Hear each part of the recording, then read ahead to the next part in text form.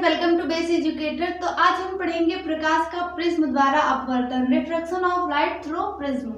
तो सबसे पहले पता होना चाहिए प्रिज्म क्या है।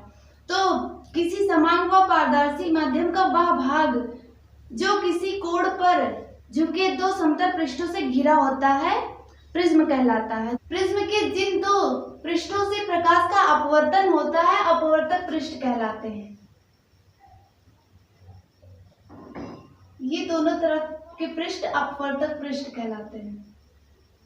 दोनों अपवर्तक पृष्ठों के बीच जो कोण बनता है, ये जो कोण बन रहा है इसे अपवर्तक कोण या प्रिज्म कोण कहते हैं।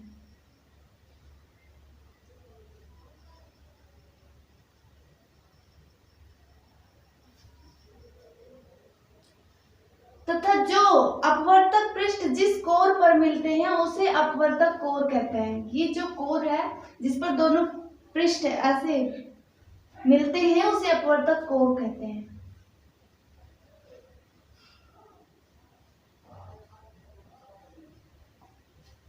अपवर्तक पृष्ठ के लंबवत किसी समतल द्वारा काटे गए परिच्छेद को मुख्य परिच्छेद कहते हैं। जैसे RQN ये और SPM ये दोनों मुख्य परिच्छेद हैं। तो पढ़ेंगे प्रिज्म से प्रकाश का अपवर्तन कैसे होता है। तो ग्राफ द्वारा समझ लेते हैं। माना ABC प्रिज्म का मुख्य परिच्छेद है जो वायु में रखा हुआ है। मैं ग्राफ द्वारा आप लोगों को समझा दे रही हूँ। आप लोग को रफ कॉपी में लिखना है और ग्राफ भी बनाना जिससे आप लोग को समझ में आ जाए। ये पेपर में आ जाता है तो आपको करने में आसानी होगी। तो आपको ऐसे लिखना है, माना ABC प्रिज्म का मुख्य परिच्छेद है जो वायु में रखा है तथा एंगल BAC प्रिज्म का प्रिज्म कोण है। अब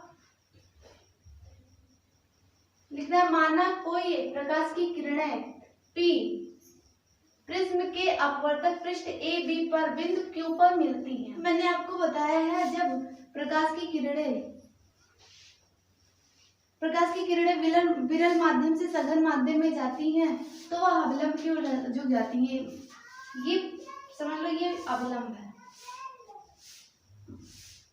तो जब प्रकाश की किरणें विरल माध्यम से सघन माध्यम में जाती है तो वह अवलंब की ओर झुक जाती है। तो ये अपवर्तक पृष्ठ से जब आप पृष्ठ पर मिलने के बाद जब दूसरे अपवर्तक पृष्ठ पर अपवर्तित होंगी तो यह अविलंब की ओर सीधी रेखा में न जाकर अविलंब की ओर झुक जाएंगी और दूसरे अपवर्तक पृष्ठ पर बिंदु R पर मिलती। जब दोबारा से अपवर्तन करेंगी तो यह अविलंब से दूर हटकर बिंदु S तक जाती है। Q से निर्गत PQ से आने वाली किरणें तथा RS निर्गत किरणें को आगे बढ़ाने पर बिंदु D पर मिलती हैं। इन दोनों के बीच जो कोण QDR बनता है उसे विचलन कोण कहते हैं। विचलन कोण को डेल्टा से प्रदर्शित करते हैं। विचलन कोण का मान प्रिज्म के अपवर्तनांक के मान पर तथा आपतन कोण के मान पर निर्भर करता है। प्रिज्म पर गिरने वाली किरण का आपतन कोण का मान बढ़ाने पर विचलन कोण का मान पहले तो घटता है, फिर इस न्यूनतम विचलन कोण के मान को अल्पतम विचलन कोण या न्यूनतम विचलन कोण कहते हैं, जिसे डेल्टा M से प्रदर्शित करते हैं। यदि किसी प्रिज्म का प्रिज्म कोण A है तथा किसी वर्ण के लिए अल्पतम विचलन कोण डेल्टा M है, पदार्थ का अपवर्तनांक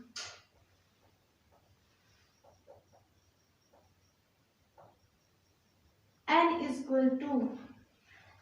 sin A plus delta M upon 2 upon sin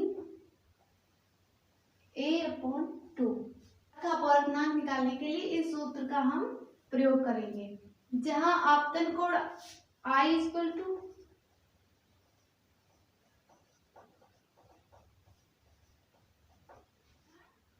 A plus delta M upon 2 और अपवर्तन कोण आर इक्वल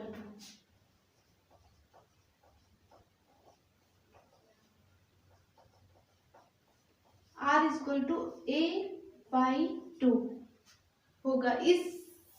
ये सारे फार्मूले हमें यूज होने वाले हैं जब हम न्यूमेरिकल सॉल्व करेंगे। अब हम प्रिज्म से रिलेटेड क्वेश्चन जो है न्यूमेरिकल जो है उसे सॉल्व करेंगे। तो पहला क्वेश्चन है, एक प्रिज्म कोण 60 अंश है तथा अल्पतम विचलन कोण 38 अंश है, तो प्रिज्म के पदार्थ का अपवर्तनांक ज्ञात कीजिए। तो अपवर्तनांक ज्ञात करने के लिए फार्मूला है n equal to sine A plus delta M upon 2 फिर साइन ए अपॉन 2। ये फॉर्मूला है, इसी पर हम सबका मान रख के पदार्थ का अपवर्तनांक ज्ञात करेंगे। तो दिया है प्रिज्म का कोण यानी ए इक्वल टू 60 अंश तथा अल्पतम विचलन कोण यानी डेल्टा एम इक्वल टू 38 अंश। अब पदार्थ का अपवर्तनांक यानी एन निकालना है हमें, तो फार्मूले पे रख देते हैं N equal to sine A equal to 60 अंश दिया हुआ 60 रख देते हैं plus delta M equal to 38 दिया हुआ 38 रख देते हैं अपॉन 2 अपॉन साइन ए का मान 60 अंश बटे 2। अब जब इसे हम सॉल्व करेंगे तो n इक्वल टू साइन ये दोनों जोड़ के 98 हो जाएगा बटे 2। यहाँ हो जाएगा साइन 60 को आधा करेंगे तो 30 अंश हो जाएगा। इसे जब सॉल्व करेंगे तो साइन 49 अंश बटे साइन 30 अंश। अब हम साइन 49 अंश का मान यहाँ से देख के लिख लेंगे जो कि क्वेश्चन में दिया हुआ है n इक्वल टू 0.75। ये यहाँ पर दिया हुआ है क्वेश्चन में ही।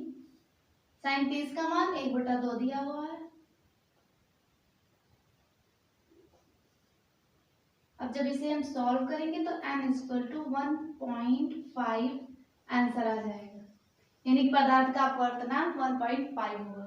अब नेक्स्ट क्वेश्चन है 60 अंश कोण वाले प्रिज्म का पीले प्रकाश के लिए अपवर्तनांक √2 है। तो अल्पतम विचलन की स्थिति में ज्ञात करना है हमें। पहला दिया हुआ अल्पतम विचलन कोण ज्ञात करना है यानी कि डेल्टा एम का मान ज्ञात करना है। आपतन कोण का मान ज्ञात करना है यानी कि आई इक्वल टू ज्ञात करना। अपवर्तन कोण यानी कि आर का मान निकालना। n equal to sine delta A plus delta M upon 2 upon sine A upon 2। ये हो गया प्रिज्म का कोण। ए इक्वल टू दिया हुआ है 60 अंश तथा अपवर्तनांक दिया हुआ है n इक्वल टू √2 दिया हुआ है। अब हमें ज्ञात करना है सबसे पहले डेल्टा एम का मान।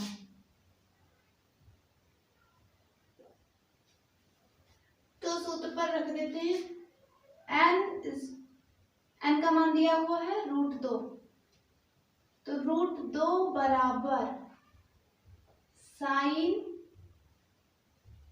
60 plus delta M upon 2 upon sine 60/2।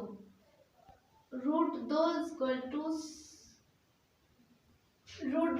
To sine 60 plus delta M by 2। इसको पहले ऐसे ही लिखा रहने देते हैं, इसे सॉल्व कर लेते हैं। साइन 60/2 इसका हो जाएगा साइन 30 अंश। 60 का जब आधा करेंगे तो 30 अंश हो जाएगा। अब फिर साइन 30 का मान होता है 1/2, तो इसे जब 13 गुणा करेंगे तो √2 गुणे 1/2 बराबर sine A plus delta M by 2 हो जाएगा। जब इसे और इसे गुणा करेंगे तो साइन 30 का मान होता है 1/2, तो यहाँ पर माना जाएगा 1/2, और जब इसे इधर ले जाएंगे तो बटे में, इधर आके गुणे में हो जाएगा। इसे जब गुणा करेंगे तो √2 ही आ जाएगा, और √2 को जब 2 भागों में बांटेंगे तो √2 गुणे √2, इसका मान ऐसे आता है। तो 1 से कट जाएगा, बच जाएगा √2, तो 1/√2 बच जाएगा। बटा √2 बराबर साइन 60 अंश प्लस डेल्टा m/2। अब 1/√2 ये साइन 45 अंश का मान होता है। अब चूंकि साइन इधर भी हमें इधर भी साइन चाहिए, इसलिए 1/√2 साइन 45 अंश का मान होता है, तो ऐसे लिख देंगे। उसके बाद साइन 60 प्लस डेल्टा m/2। अब साइन साइन कैंसिल हो जाएगा, 45 बराबर 60 प्लस डेल्टा m/2 हो जाएगा। 45 इसे जब गुणा करेंगे तो 90 बराबर 60 प्लस डेल्टा m। अब जब डेल्टा m को इधर लाएंगे तो delta m equal to 90 minus 60,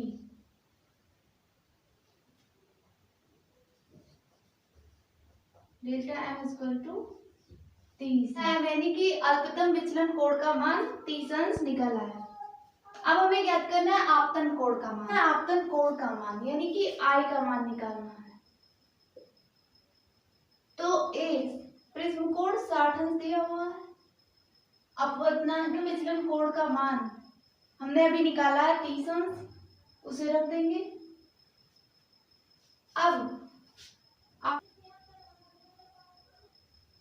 आपतन कोण ज्ञात करने का सूत्र लिखेंगे। आपतन कोण ज्ञात करने का सूत्र लिखेंगे तो I equal to a plus delta m/2। मैंने अभी लिखवाया भी था, इसी पर अब इसे सॉल्व कर देते हैं। a इक्वल टू 60 अंश plus delta m equal to 30 अंश बटे 2। अब जब दोनों को मिलाएंगे तो 90 अंश हो जाएगा बटे 2, यानी I इक्वल टू 45 अंश हमारा आंसर आ गया।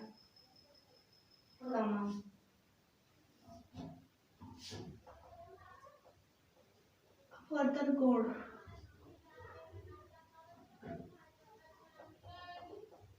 R इक्वल टू a/2, ये सूत्र होता है, मैंने ये भी बताया आपको। तो मान रख देते हैं, a का मान है 60 अंश, रख देते हैं बटे 2, इसका आंसर हो जाएगा 30 अंश।